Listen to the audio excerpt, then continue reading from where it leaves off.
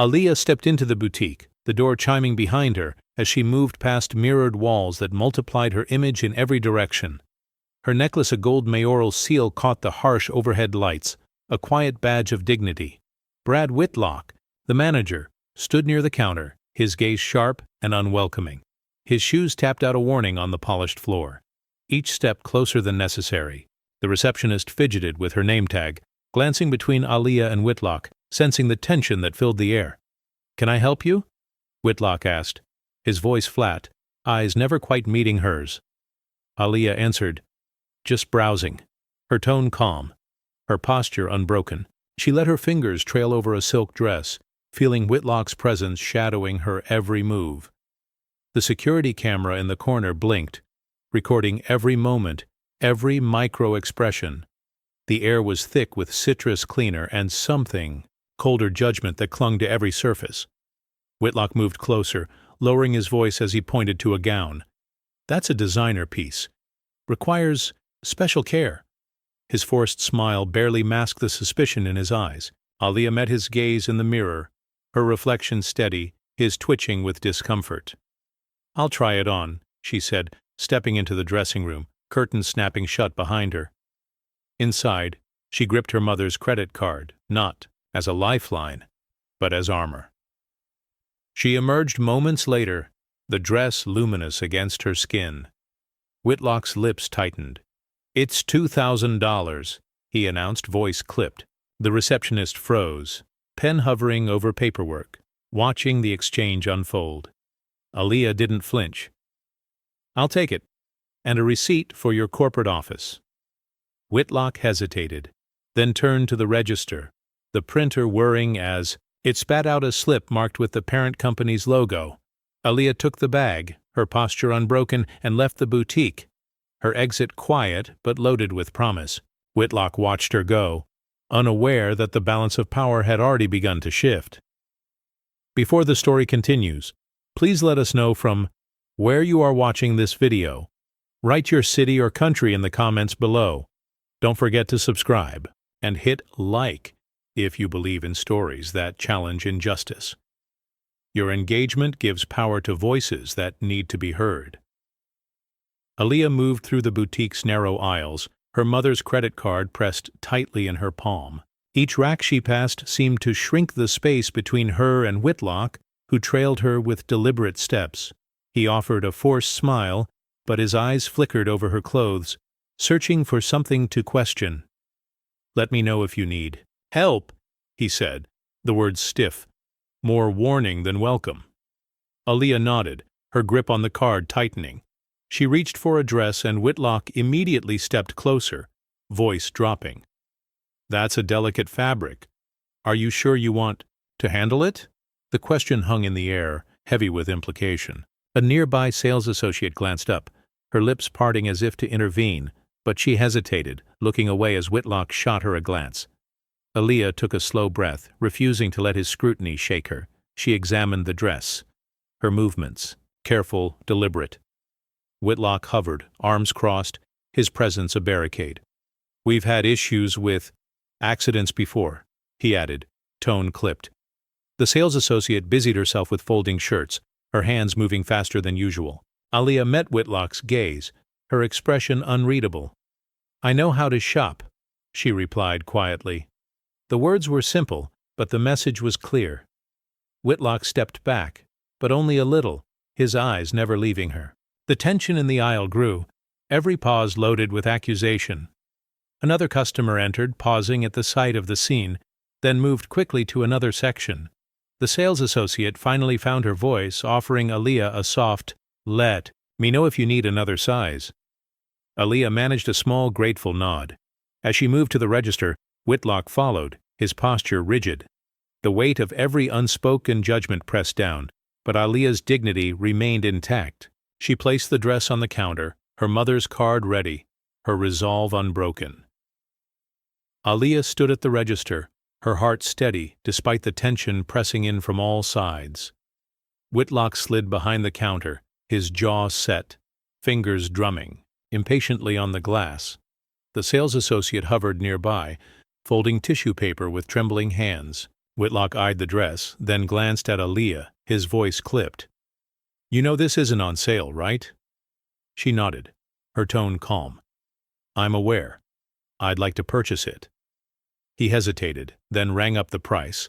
The numbers on the screen bright and final. Aaliyah handed him her mother's credit card. He paused, examining the name, a flicker of doubt crossing his face. "Is this yours?" he asked, voice low.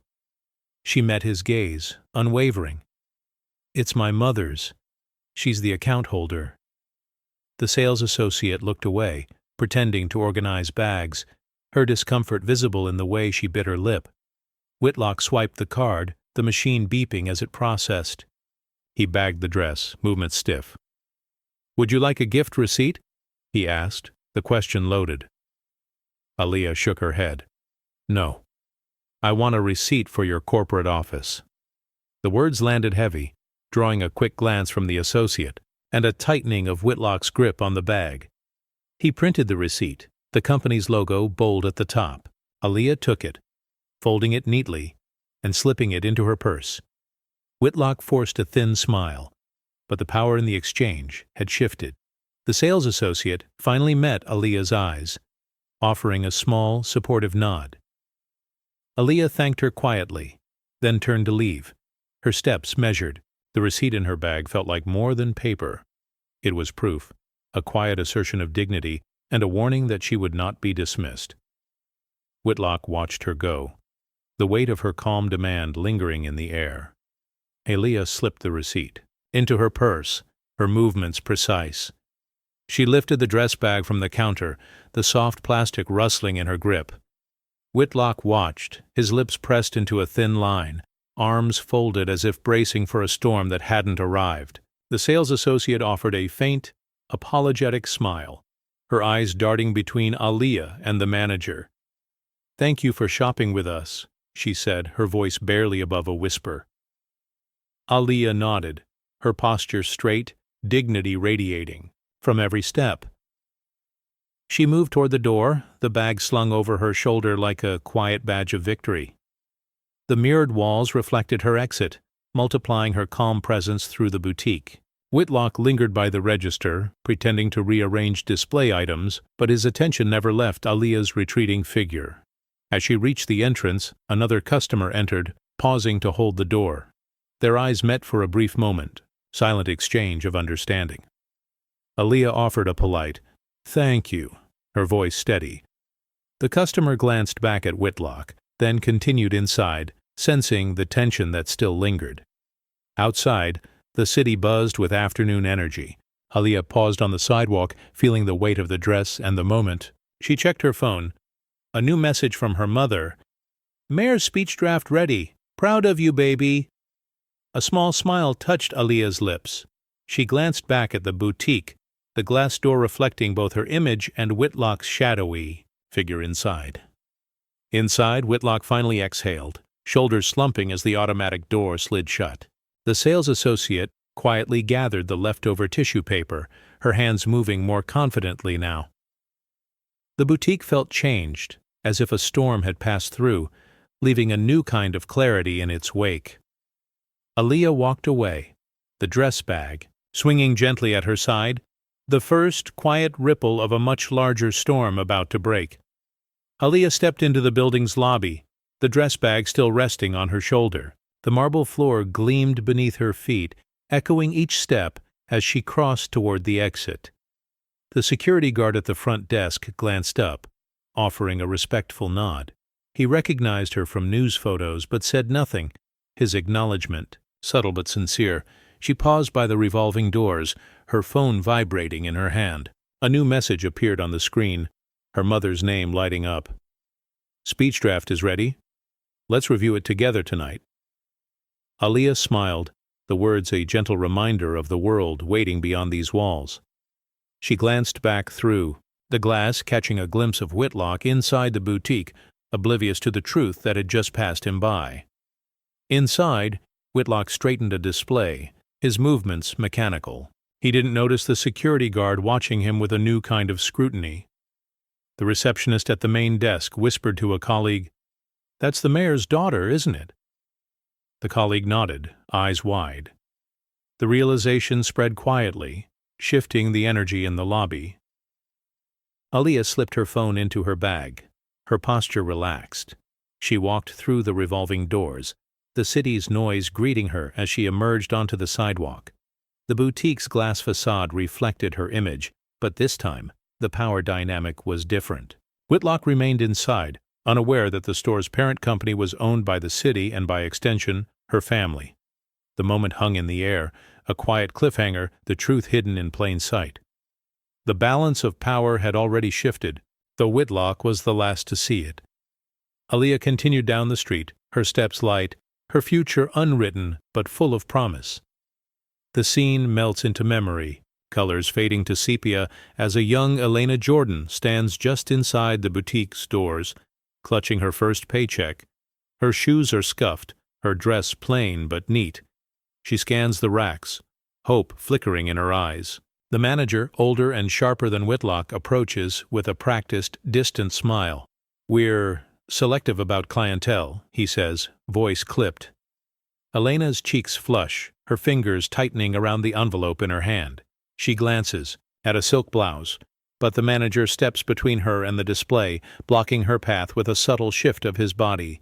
The other staff member behind the counter looks away, pretending to organize receipts, unwilling to meet Elena's gaze. The manager's tone softens, but only slightly. "We don't have anything in your price range," he adds, not bothering, to ask what she can afford. Elena stands frozen for a moment, the humiliation burning through her. She manages a quiet, "Thank you," her voice barely audible. The manager nods, already turning away, signaling to a colleague to watch her until she leaves. Elena's eyes meet her reflection in the mirror near the exit. She sees the pain, the resolve hardening beneath it. As she steps outside, the city's noise rushes in, swallowing the sting of rejection. She walks quickly, shoulders squared, refusing to let the tears fall until she rounds the corner. In her pocket, the paycheck feels heavier now, a symbol of both hope and the barriers she faces. That memory, sharp as glass, never leaves her.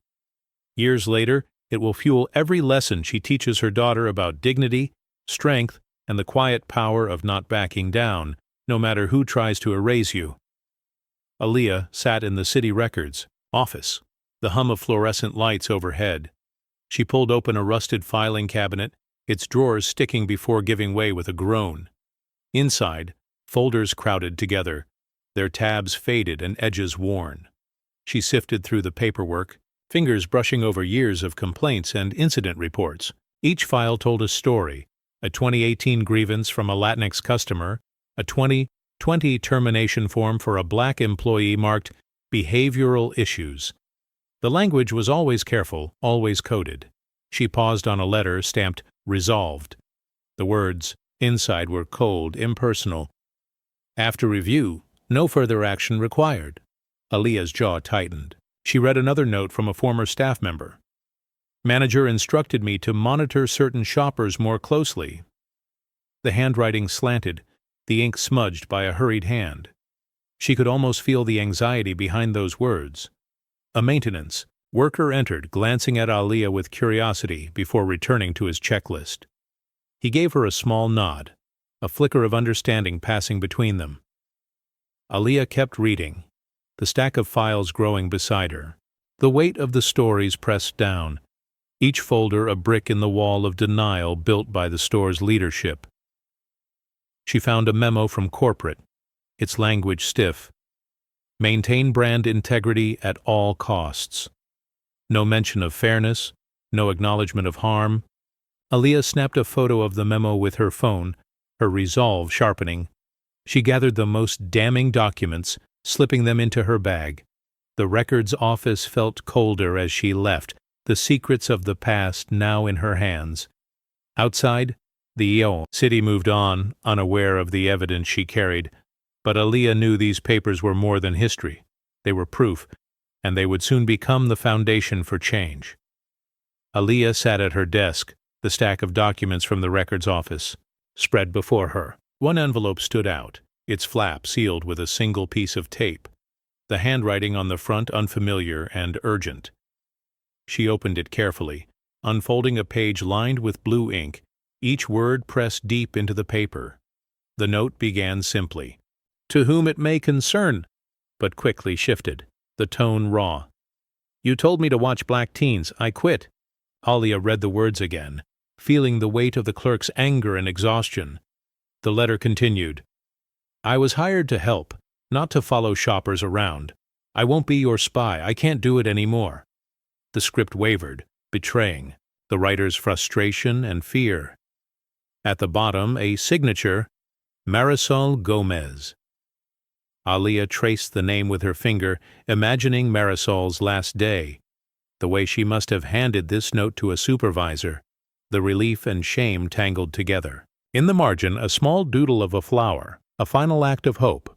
Aaliyah placed the letter beside the other files, the message echoing in her mind. Her phone buzzed with a new message from her mother. "Stay strong. Change is slow, but it comes." Aaliyah exhaled, her resolve hardening. She snapped a photo of Marisol's note, adding it to her growing archive of proof. The stories weren't just numbers or statistics. They were lives, each one marked by a moment of quiet resistance. She looked out the window, the city skyline glowing in the late afternoon sun. The resignation letter was more than a farewell. It was a rallying cry, a reminder that dignity could not be traded for a paycheck.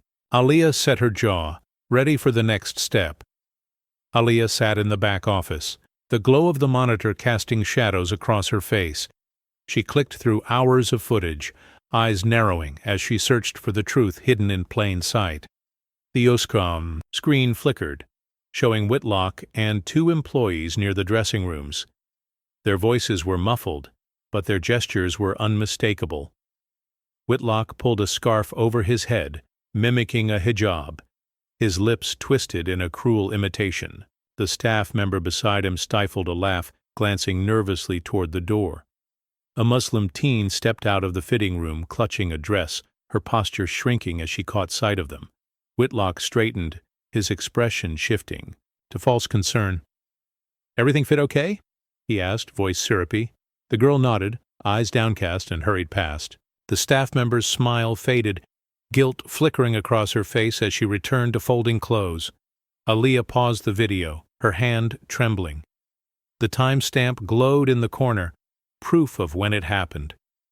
She rewound, watching again, noting every detail, the way Whitlock's shoulders shook with silent laughter, the discomfort etched into the staff member's posture, the defeated slump of the teen's shoulders as she left. She saved the clip, labeling it with the date and time. The evidence was undeniable, a record of cruelty preserved in digital amber.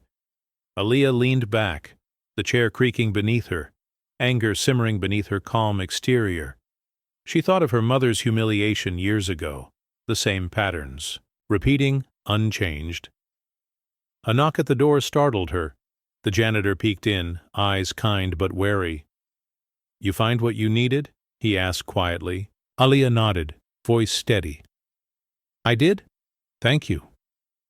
The janitor gave a small, knowing nod before disappearing down the hall, leaving Aaliyah alone with the truth. The hallway was quiet, just the distant hum of a vending machine and the faint shuffle of cleaning carts. Aaliyah waited near the service entrance, her nerves taut.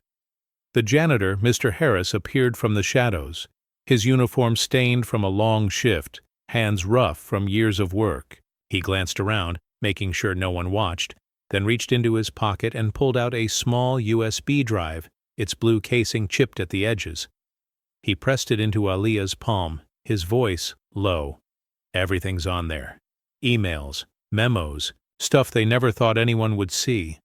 His eyes met hers, tired but resolute. "You didn't get this from me." Aaliyah nodded, her gratitude unspoken but clear. Mr. Harris hesitated, then added, "They've been doing this since before you were born. People come and go, but the rules never change." Aaliyah closed her hand around the drive, feeling its weight. "Thank you," she whispered. Mr. Harris gave a small, sad smile, then turned to his cart, pushing it slowly down the hall, the Sound of his keys faded into the distance. She hurried to her office, locking the door behind her. The screen glowed as she plugged in the drive. Folders opened, subject lines about preferred clientele, memos about brand image, emails from Whitlock with phrases like, "Keep the floor clear of trouble." Each file was a piece of the puzzle, a pattern of exclusion spelled out in corporate language. Aaliyah scrolled through the documents, her anger growing with every line. The evidence was irrefutable. She saved copies, organizing them for the next step. Outside the building was still, but inside, the truth was finally coming to light. The janitor's courage had cracked the wall of secrecy. Aaliyah sat back, the USB drive warm in her hand, ready for what came next. Aaliyah sat at her kitchen table, the USB drive and stack of files spread before her.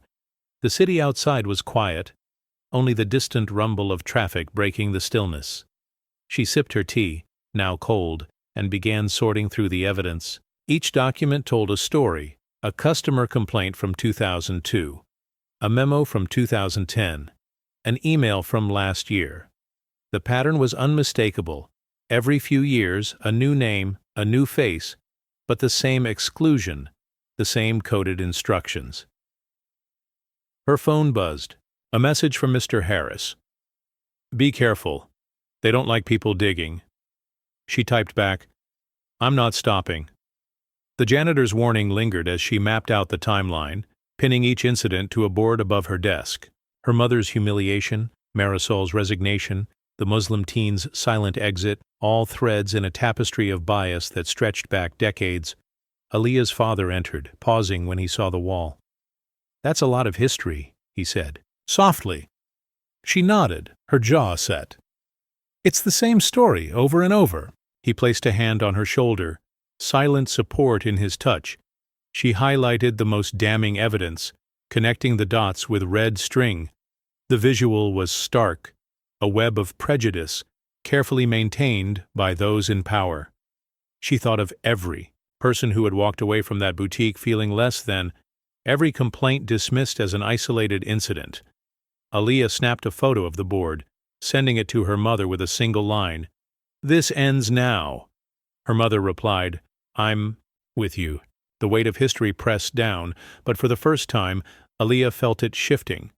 She gathered the files, her resolve hardening. The cycle would break here, with her.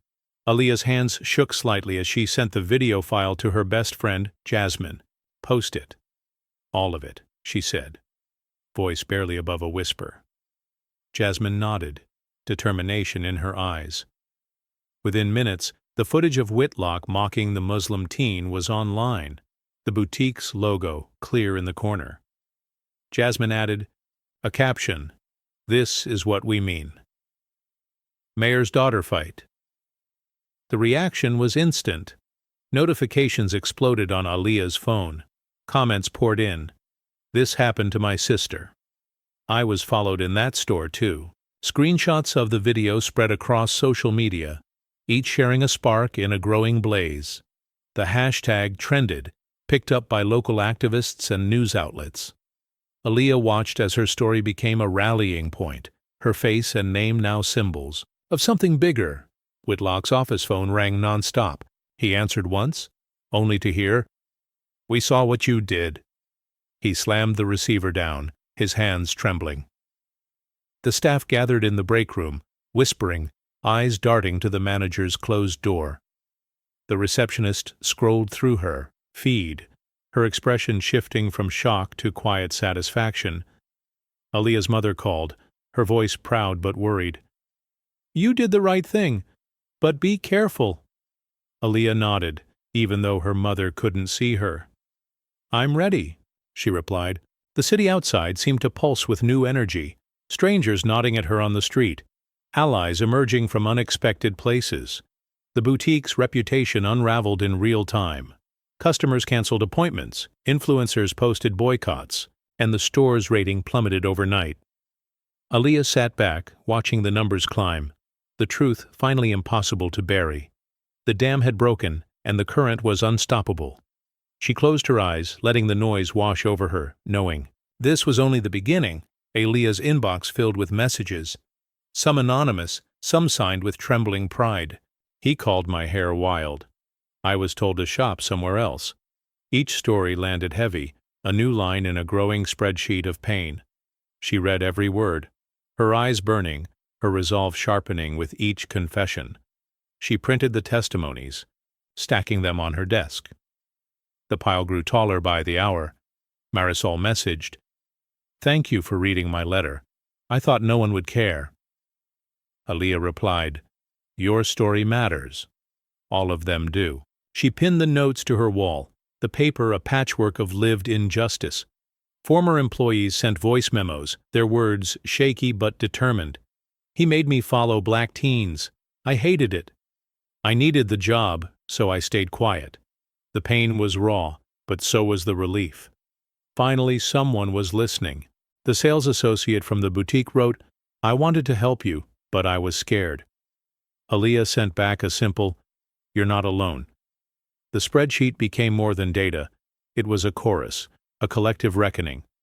Aaliyah organized the stories by year, by type of harm, by who had been dismissed or demeaned. The pattern was undeniable, the evidence overwhelming. At City Hall, her mother read the stack, her hands shaking. "This is what they tried to hide," she whispered. Aaliyah nodded, her voice steady.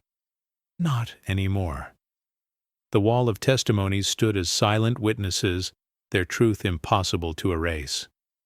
Outside, the city moved differently. People paused to read the headlines, to share the stories. The boutique's windows, once polished and proud, now reflected a community awake to its own wounds. The system's rot could no longer hide. Aaliyah pressed her hand to the wall of stories, promising she wouldn't let them fade. Whitlock sat at his kitchen table, the blue glow of his phone illuminating the lines on his face. He scrolled through his notifications, thumb pausing on a new update. His wife's profile picture had changed. No longer a family portrait, but just her, smiling, alone. Her bio now reads, "Proud ally." The word hit harder than any headline. He refreshed the page. The "Married to Brad" tag was gone. He tapped to message her, but the chat box showed only a single checkmark. He tried calling. It rang once, then went to voicemail. He left no message. The house was quiet. The only sound was the faint hum of the refrigerator and the distant traffic outside. He checked his friends list. His golf buddies' group chat was silent, the last message from days ago. He typed, "Anyone up for a round this weekend?" No one replied. His wife's last post was a link to the trending hashtag, her caption simple, "We must do better." Comments flooded in, most supportive, a few points. Whitlock's hand trembled as he set the phone down. He looked around the room family photos on the wall, a wedding picture now feeling like a relic. He stood, pacing, unsure what to do with his hands. In the hallway, he heard his daughter's door close. She didn't come out for dinner. He sat back down, scrolling. Through old photos, each one a reminder of what was slipping away. The world outside kept moving, but inside Whitlock felt the walls closing in. His wife's quiet act of separation spoke volumes. The loyalty he'd relied on was gone, replaced by a public declaration he couldn't control or erase. The cost of his choices was now written for everyone to see. Whitlock arrived at the country club just after sunrise, a golf bag slung over his shoulder. The parking lot was nearly empty. He checked his phone, scrolling through his messages. The group chat was quiet, no confirmation, no jokes about breakfast or bets. He headed inside, nodding at the attendant behind the counter. The attendant offered a tight, polite smile, eyes darting away as he handed over a scorecard.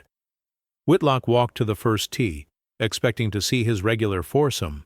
The fairway was deserted. He waited, glancing at his watch, then texted, "Running late?" No response. He set his bag down, adjusting his glove, trying to ignore the prickling sense of being left out. A groundskeeper passed by, tipping his cap without stopping. Another member, someone Whitlock had known for years, walked past with a new group, offering only a brief nod.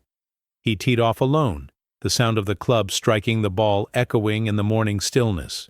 Each hole felt longer than the last. He tried to focus, but his mind wandered back to the empty house, the headlines, his wife's new profile. He reached the 9th green and checked his phone again. Still nothing. At the clubhouse, he ordered coffee.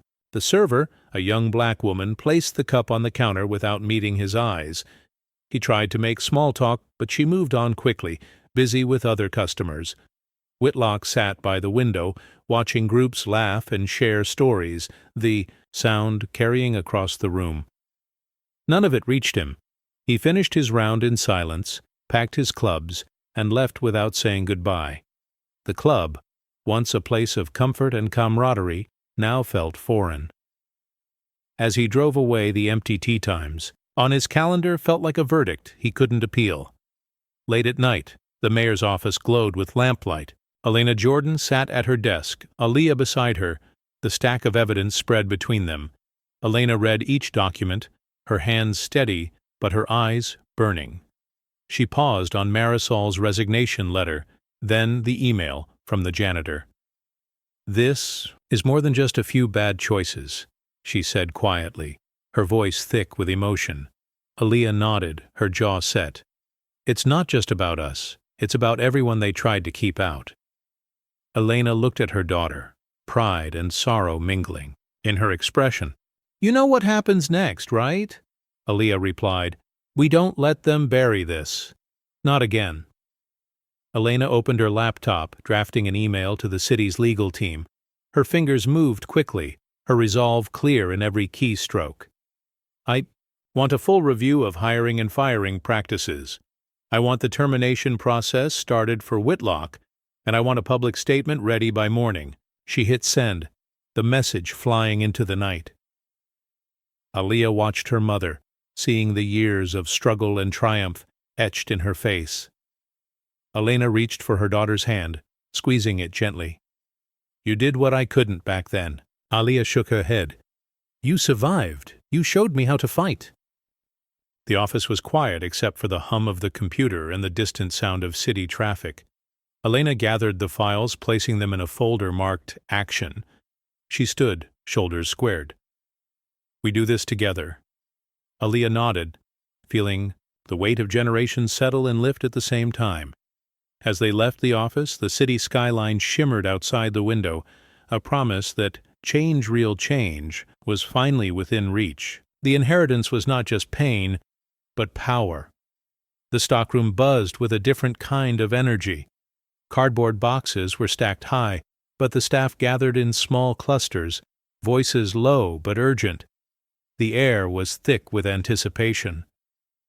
A cashier, hands trembling, pulled out her phone and showed the others the trending hashtag. "It's everywhere," she whispered. "People are finally seeing." A stock boy leaned against a shelf, his eyes darting to the door. "Think they'll actually do something this time?" he asked, doubt heavy in his tone. The sales associate from earlier shook her head, then straightened. "They have to. The mayor's involved now. It's not just rumors anymore." She removed her name tag, the metal cold in her palm, and placed it on Whitlock's desk in the corner. The gesture was small but powerful, a quiet refusal to participate any longer. Another employee, a young man who'd always kept his head down, finally spoke. "I followed people because I was told to. I hated it. I'm done." The group fell silent, the confession hanging in the air. Someone squeezed his shoulder, offering silent support. In the hallway, Whitlock's footsteps echoed, but he didn't. "Enter." The staff exchanged glances, the mood shifting from fear to resolve. The assistant manager, usually silent, cleared her throat. "If anyone asks, we stand together. No more secrets." Heads nodded around the room, the sense of unity growing. Aaliyah's story had cracked something open. The staff's quiet rebellion was no longer just a daydream. As they returned to their duties, each carried a new sense of purpose. The walls, that once felt oppressive, now seemed thinner, the possibility of real change pulsing just beneath the surface. The system that demanded their silence was finally being challenged from within. The town hall was packed, every seat filled, the air charged with anticipation and unease. Cameras flashed as Mayor Aaliyah Jordan stepped onto the stage, her lion-shaped pin catching the overhead lights. She scanned the crowd, finding Aaliyah near the front, surrounded by former boutique employees and community members. Whitlock sat rigid in the second row, his tie askew, sweat beading along his hairline. The city council members exchanged uneasy glances, papers rustling in their laps. Elena approached the microphone, her voice carrying through the hushed room. "Tonight we confront what's been allowed to fester in our city." Her words landed heavy, drawing a collective breath from the audience. Aaliyah's gaze didn't waver, her mother's courage mirrored in her own steady posture. Whitlock shifted in his seat, eyes darting to the exits. A councilwoman leaned over to a colleague, whispering, "Do you think he'll speak?" The colleague shook his head, tension etched across his face. A former sales associate squeezed Aaliyah's hand, her own nerves masked by a determined smile. Elena continued, "We are here because too many voices have been brushed aside. That ends tonight." The crowd murmured, a ripple of agreement growing. Whitlock's hands fidgeted with his program, the paper crumpling in his grip. Aaliyah caught his eye, her expression calm, unblinking. The mayor paused, letting the silence stretch, the weight of the moment settling over everyone. She glanced at her lion pin, a symbol of strength passed down through generations. "We will not look away. We will not make excuses. We will act." As Elena stepped back, applause broke out, hesitant at first, then swelling. The balance in the room had shifted. The reckoning was no longer just a threat. It had arrived, and everyone could feel it in the charged electric air. The doors at the back of the hall opened, and a hush swept through the crowd. Aaliyah rose, leading a line of people who had once been invisible victims of exclusion, former employees, customers, who'd been turned away. Each walked with quiet dignity, their faces set with purpose. A Muslim teen adjusted her scarf, chin lifted. Marisol, the former clerk, clutched her resignation letter, her steps steady. A black mother held her son's hand, their presence a silent rebuke to years of dismissal. As they moved down the aisle, Whitlock's posture stiffened. He tried not to look, but each pair of eyes found him. The city council members shifted in their seats, discomfort flickering across their faces. The audience watched, some with tears, others with clenched jaws, as the procession passed. Aaliyah paused at the front, turning to face the room. The mayor's gaze met hers. A shared understanding, pain and pride mingled in their expressions. The survivors took their seats in the front row, forming a living wall of testimony. The atmosphere thickened, every breath heavy with expectation. Councilwoman leaned toward her neighbor, voice barely audible. "I had no idea there were so many." Her neighbor replied, "We never asked." The words lingered, a quiet indictment of the system's neglect. Whitlock's hands fumbled with his tie, his confidence unraveling thread by thread. The survivors sat upright, their silence louder than any accusation. The mayor gripped the microphone, her resolve hardening. The room held its breath, the power dynamic unmistakably altered. For the first time, those who had been overlooked were seen fully, publicly, undeniably. The reckoning was no longer abstract, it had a face, a name, a seat at the table. The city could not look away. Aaliyah stood as the mayor gestured for her to approach the podium. The microphone crackled, the only sound in a room holding its breath. She glanced at the survivors in the front row, then at her mother, whose nod gave silent permission. Whitlock's stare bore into her, but she didn't look away. She gripped the edge of the podium, voice steady but soft. "You built stores to keep us out. You built policies to keep us quiet. But we're still here." The words landed with a thud, the audience frozen. A councilman shifted, clearing his throat, but said nothing. Aaliyah continued, "My mother was told she didn't belong. I was followed, questioned, made to feel less than. So were all of them. She motioned to the survivors. "We're not invisible. We're not going anywhere." Whitlock's leg bounced beneath his chair, his hand clutching the program until it crumpled. A former sales associate in the crowd whispered, "She's saying what we never could." The mayor's fingers tightened around her lion pin, pride shining in her eyes. Aaliyah's voice grew firmer. "You said it was just routine. You said it was about standards, but really it was about power. That power is gone." The microphone hummed, amplifying her words across the hall and out to the live stream audience. Comments began to pour in online. "She's right. This is what courage looks like," she finished. "We're not asking for special treatment. We're demanding respect. For everyone." The room erupted in applause, some people rising to their feet.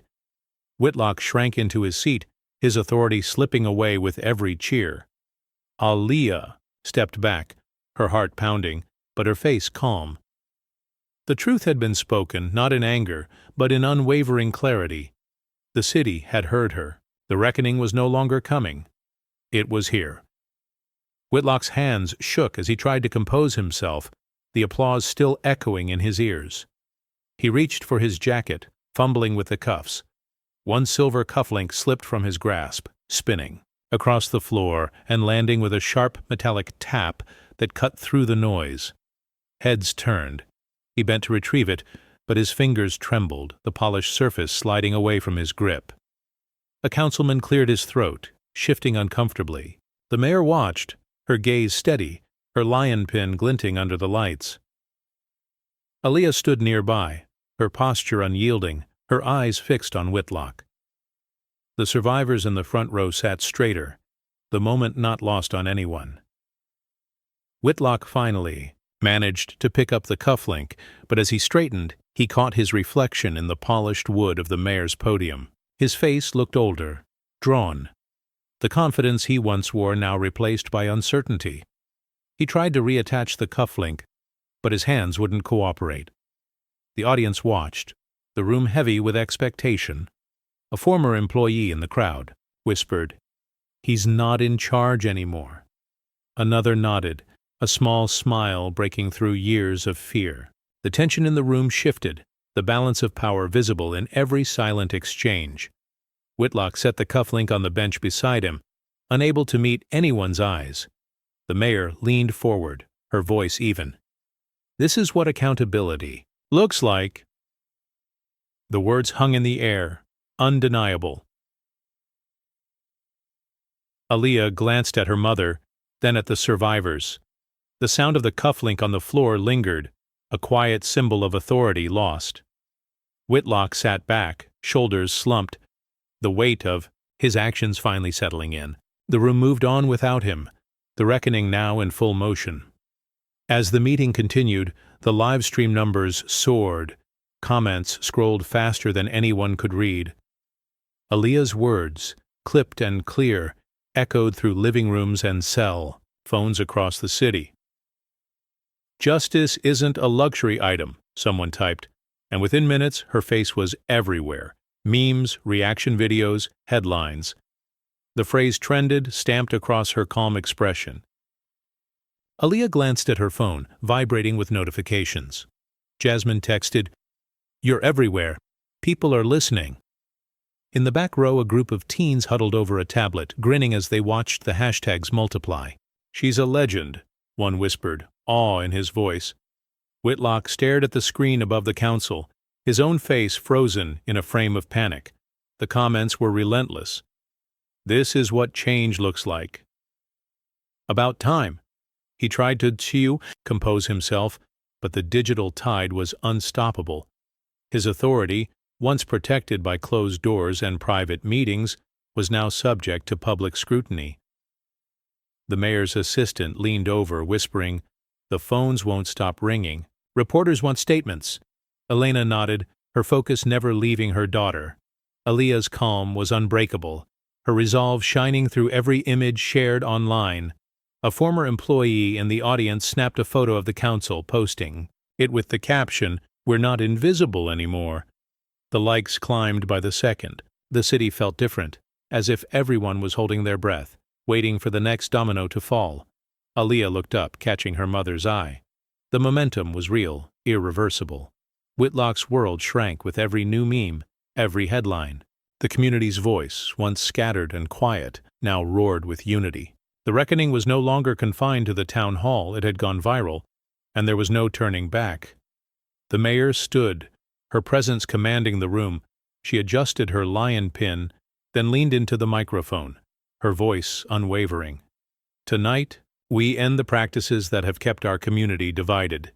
The statement rang out, met by a hush that swept through the audience. Elena's gaze settled on Whitlock, who shifted in his seat, jaw clenched. She continued, "We will review every policy, every decision, every dismissal. No more hiding behind routine. No more excuses." The city council members exchanged glances, some nodding, others avoiding her eyes. Aaliyah stepped forward, handing her mother a folder thick with evidence. Elena opened it, her hands steady, the weight of each document clear to all. Whitlock's lawyer, seated nearby, closed his briefcase with a snap, resignation etched across his face. The mayor's assistant whispered, "The press is waiting outside." Elena nodded, not breaking her focus.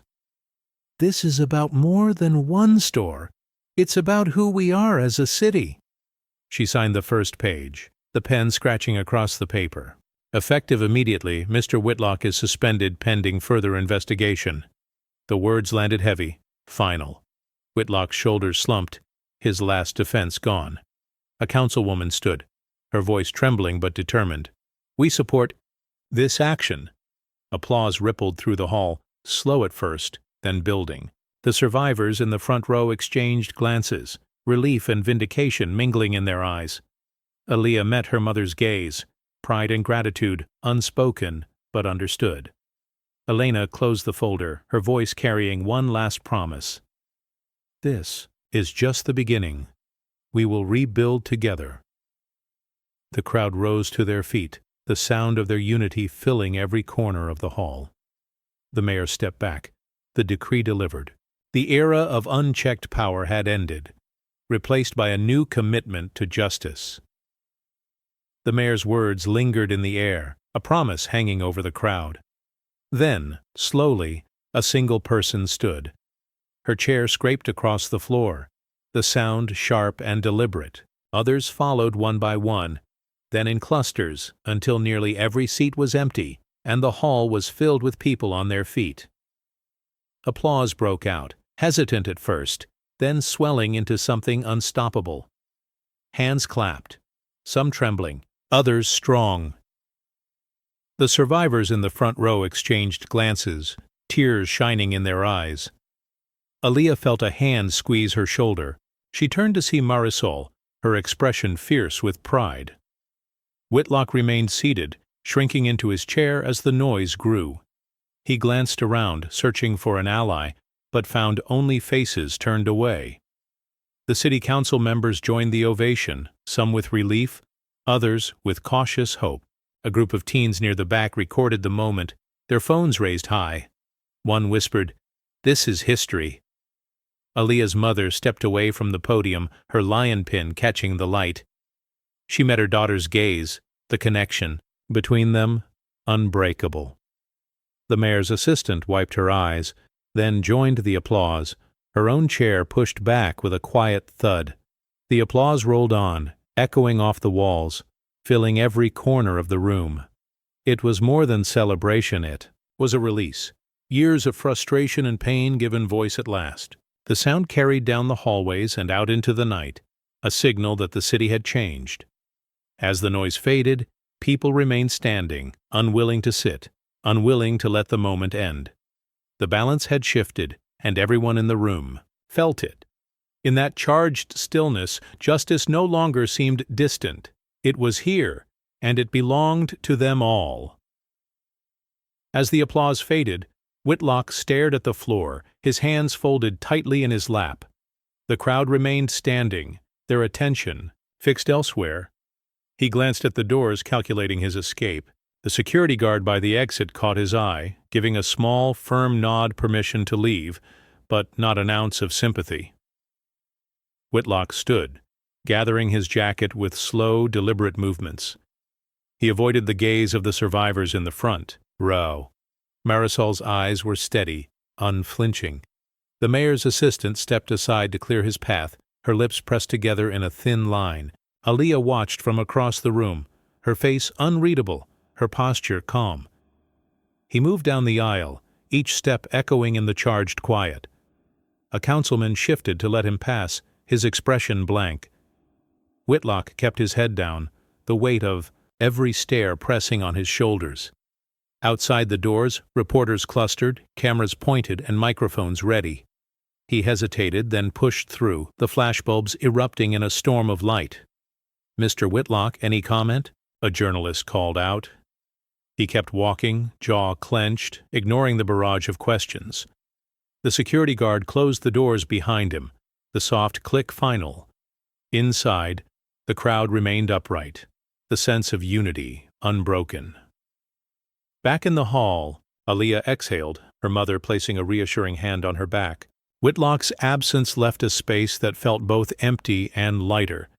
The city had witnessed his retreat, not with shouts or threats, but with a collective turning away. The power he once held had evaporated, replaced by something stronger: community, dignity, and a new sense of belonging. The reckoning was complete. The city would remember who walked out and who stood together. The morning after the town hall, sunlight spilled across a brick wall downtown where a new mural was taking shape. Aaliyah and her mother stood side by side, watching as a young black artist climbed a ladder, spray can in hand. The mural depicted their faces, bold, proud, unafraid. Above them, golden letters spelled out, "Dignity has no price tag." Passers-by paused, some snapping photos, others simply standing in quiet awe. Marisol arrived, her resignation letter folded in her pocket, and joined the small crowd. The Muslim teen from the hearing smiled as she recognized herself painted in the background, her scarf rendered in vibrant color. The artist stepped down, wiping paint from his hands, and nodded at Aaliyah. "You gave us something to believe in," he said quietly. Aaliyah's mother squeezed her hand, her eyes shining. "This is what real change looks like," she whispered. The city councilwoman who had once looked away now stood at the edge of the crowd, tears glinting in her eyes. Even the mayor's assistant, always composed, snapped a photo for her own children. Across the street, the old boutique's sign was being removed, the letters pried off one by one. In their place, a new sign went up, "Jordan Community Center." Workers laughed and chatted, the mood lighter than it had been in years. Aaliyah stepped closer to the mural, running her fingers over the painted words. The wall, once blank and overlooked, now pulsed with hope and memory. The city's blueprint had changed, not just in policy, but in spirit. The mural would stand as a reminder. Justice isn't just a moment, but a movement. As the crowd grew, the city's heartbeat felt new, stronger. The future was no longer hidden in the shadows. It was written in color, on brick, for everyone to see. That night, the city felt different, quieter, but charged with possibility. Aaliyah sat at her desk, lamp casting a warm circle of light over drafts of new policies and community letters. Her mother's lion pin rested beside her laptop, a silent reminder of the battles they'd both endured. She scrolled through messages from people she'd never met. "Thank you for speaking up. I finally feel seen." Each note was a small victory, a sign that the walls had started to crumble. Across town, Whitlock sat alone in his dim living room, the television flickering with news coverage of the mural and the community center's grand opening. He muted the sound, unable to listen. His phone buzzed with another alert. His termination letter, now official. He read it once, then set the device aside, staring at the empty space where his family's photos used to hang. At City Hall, the mayor's assistant filed the final paperwork, her hands steady. The new policies would go into effect at sunrise. The councilwoman who once hesitated now reviewed the documents with care, her signature joining the others in support. In the streets, The mural glowed under streetlights, people pausing to take it in as they walked home. Aaliyah closed her laptop, exhaustion and relief mingling in her chest. She looked out the window at the city skyline, the future no longer something to fear. Her mother entered, wrapping her in a gentle hug. "You did it," she whispered. Aaliyah nodded, tears finally slipping free. The city's rules had changed, not just on paper, but in the hearts of those who live there. Justice had arrived not with a shout, but with a steady, unbreakable resolve. The night was quiet, but the story was far from over. Whitlock sat at his kitchen table, the morning sun barely warming the cold cup of coffee in his hand. He opened his laptop, fingers hovering over the keyboard before he finally uploaded his resume to another job site. His credentials, once impressive, now felt hollow as he filled out the online forms. He hesitated at the references section, knowing each name would see the news before any call arrived. A recruiter across town glanced at her screen, Whitlock's name bold at the top of the application. She frowned, opened a new tab, and searched. Headlines flashed. Manager suspended amid discrimination scandal. She closed the application without a second thought, moving on to the next candidate. Whitlock refreshed his inbox, waiting for a reply that never came. The only emails were automated. "Thank you for your interest." He checked his phone, scrolling through contacts, considering who might vouch for him. The list felt shorter than ever. He dialed an old friend from the club, but the call went unanswered. He left no message.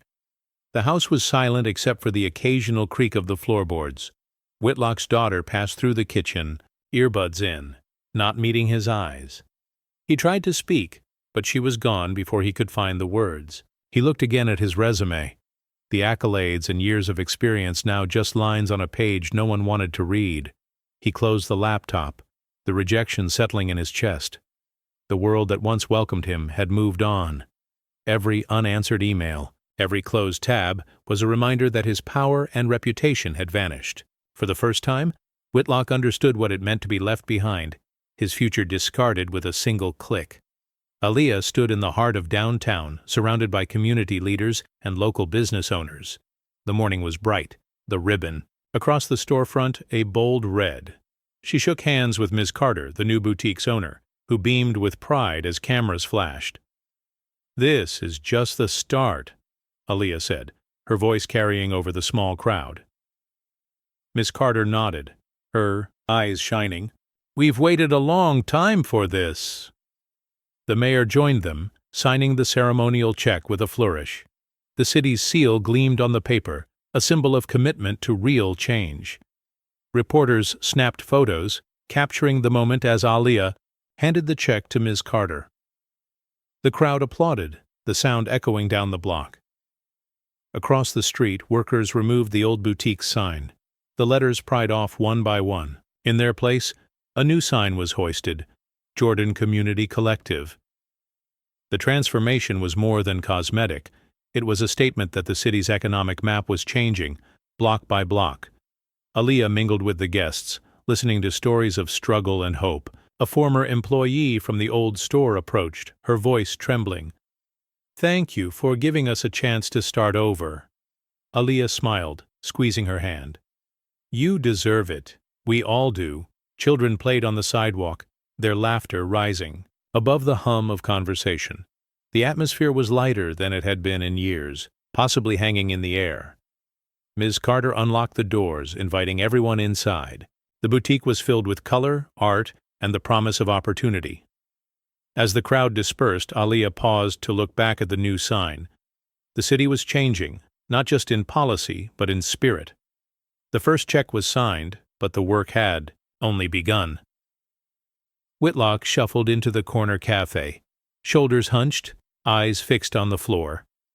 The line was short, but he felt every glance linger a moment too long. He stepped up to the counter, trying to sound casual. "Large latte, please." The barista, a transgender black woman with a steady gaze, nodded, writing his name on the cup with practiced ease. He waited, shifting his weight, watching as she worked the espresso machine. The cafe buzzed with quiet conversation. but Whitlock felt exposed, as if the world was watching. The barista set a cup on the counter, her voice calm. "Order for Brad." He reached for it, then froze. In bold marker, the label read, "Karen's Blend." A few customers glanced over, some smirking, others whispering. Whitlock's hand hovered, unsure whether to take the cup or walk away. The barista met his eyes, her expression unreadable. "That's yours," she said, voice even. He picked up the cup, the words burning against his skin. Someone snapped a photo, the click of a phone camera sharp in the background. He turned, to leave, coffee in hand, cheeks flushed. The door chimed as he stepped outside, the city's noise swallowing him. The label was more than a joke. It was a verdict, a reminder that his reputation had followed him out of the boardroom and into the street. Inside, the barista wiped the counter, her movements unhurried. A customer at the end of the bar nodded in silent approval. Whitlock glanced, back through the window, catching the barista's gaze one last time. She didn't look away. He walked on, the cup heavy in his hand, the taste of exclusion now his to carry. Whitlock sat at his desk, computer screen glowing in the dim light. He opened LinkedIn, hoping for a message, a connection request, any sign of support. Instead, his profile views had dropped to nearly nothing. He scrolled through his network, noticing familiar names missing from his contacts. His wife's profile, once linked to his, now read simply, "Single? Ally." The change was public, undeniable. He refreshed the page, watching as endorsements for his skills vanished, one after another. Colleagues he'd mentored for years had removed him, their new job titles and profile pictures a world away from his. He typed a message to an old colleague, hesitated, then deleted it without sending. The only new notification was a rejection, from a company he'd applied to. Not a cultural fit? The words stung, echoing the excuses he'd once given others. Whitlock checked his inbox again, but it was empty except for automated system emails. He tried to join a professional group, chat, but the invite was declined. Even the alumni network, once a source of pride, had quietly distanced itself. He scrolled through old posts, seeing comments he'd left on others' achievements, now unanswered. His hands hovered over the keyboard, unsure what to do next. The silence was total, a digital exile. He looked around his office, the walls lined, with certificates and awards that now felt hollow.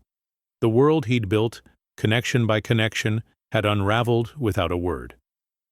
Outside, life moved on. Inside, Whitlock sat in the glow of his screen, the isolation complete. The unfollow was more than a lost connection. It was a message, clear and final. His influence had evaporated, leaving him alone with the consequences of his choices. The afternoon, sun cast a golden hue over the crowd gathered on Main Street. Aaliyah and her mother stood in front of the new mural, hands clasped, as the artist added the final flourish in gold spray paint. "Dignity is non-negotiable." The words shimmered.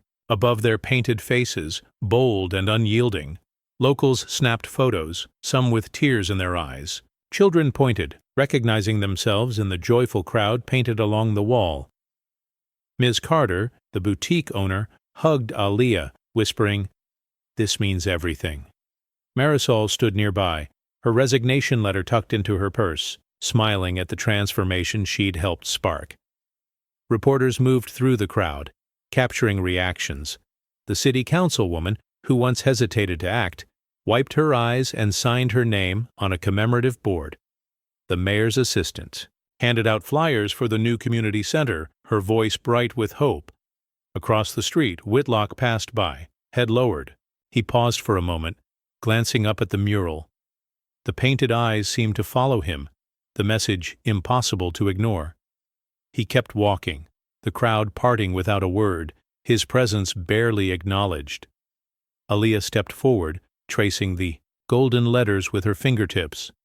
Her mother squeezed her shoulder, pride and gratitude mingling in her gaze. The mural was more than art. It was a declaration, a promise that the city would not forget the struggle or the victory. As the sun dipped lower, the mural glowed, a beacon for anyone who had ever felt erased. The city's heartbeat was different now, stronger, more inclusive. The words on the wall would stand as a reminder. Dignity could never again be bargained, sought away. Whitlock stood in the pawnshop, the sharp scent of metal and dust filling the cramped space. He placed his golf bag on the counter, the clubs clattering together as he let go. The cashier, a young man with headphones around his neck, barely glanced up. "You selling?" he asked, voice flat. Whitlock nodded, forcing a tight smile. "Full set, hardly used." The cashier inspected the clubs, turning one over in his hands.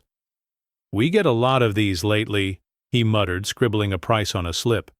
Whitlock watched, remembering weekends at the country club, laughter echoing across manicured greens. Now those days felt distant, unreachable.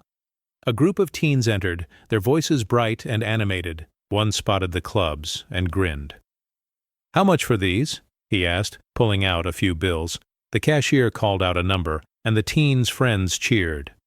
Whitlock stepped aside, watching as the young man slung the bag over his shoulder, already making plans for the park. The transaction was quick. Whitlock took the cash, folding it into his wallet without counting. The teens left, their laughter trailing behind them. The cashier handed Whitlock a receipt, his attention already on the next customer. "Have a good one," he said, not unkind, but distant. Whitlock lingered by the door, the emptiness in his hands unfamiliar. The golf bag, once a symbol of belonging and success, was gone. Outside, the city moved on, indifferent to his loss. He watched the teens disappear down the block, the clubs now theirs to enjoy.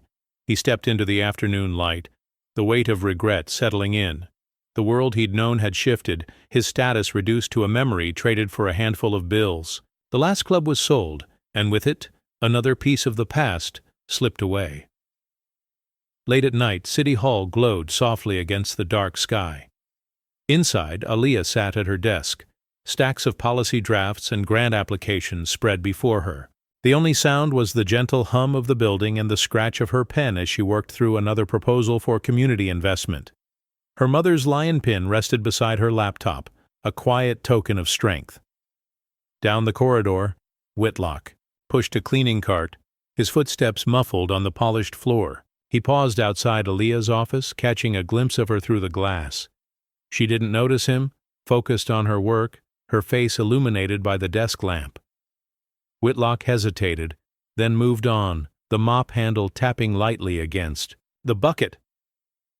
Aaliyah looked up, stretching her arms, exhaustion etched in her features but determination in her eyes.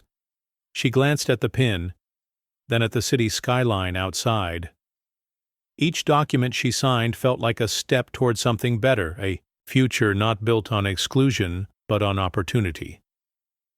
Whitlock emptied a trash bin nearby, the contents rustling as he worked. He glanced back at Aaliyah's office, his reflection faint in the glass. For a moment, their eyes met, his weary, hers resolute. He looked away first, returning to his duties. The night wore on, the building nearly empty. Aaliyah finished her final draft, stacking the papers neatly. She stood, gathering her things, and turned off the lamp. The corridor was quiet as she walked out, passing Whitlock as he wiped down a bench. He nodded, a silent acknowledgement, and she returned the gesture. As Aaliyah exited City Hall, the streetlights cast long shadows on the steps. Inside, Whitlock continued cleaning, the echo of his work a reminder that redemption, like justice, often comes quietly and after hours. City traffic hummed beneath a sky streaked with morning light. Aaliyah's voice carried over the images. Black-owned shops opening their doors, children laughing as they darted between murals, and neighbors gathering outside the new community center. "They tried to erase us," she said, her words steady, "but we drew new lines together." The camera swept past Whitlock, scrubbing graffiti from a wall, his movements slow and methodical. He paused, glancing at the mural of Aaliyah and her mother, the gold letters shining in the sun. He lowered his gaze, continuing his work as a group of teens painted over old scars with bright, hopeful colors. A city bus rolled by, its side emblazoned with the slogan, "Dignity for All." Inside, a former boutique employee smiled at a passenger, handing over a flyer for a job fair at the community center. The mayor's assistant stood at the entrance, greeting each visitor with a handshake and a promise that things were different now. Aaliyah's voice continued, quieter but resolute. We didn't wait for permission. We didn't ask for approval. We claimed our place, and we're not leaving. The camera lingered on the mural. The crowd gathered beneath it, faces lit by pride and possibility. As the sun rose higher, the city's rhythm changed. Storefronts, once closed to some now welcomed all. The map of opportunity was redrawn, not by force, but by persistence and unity.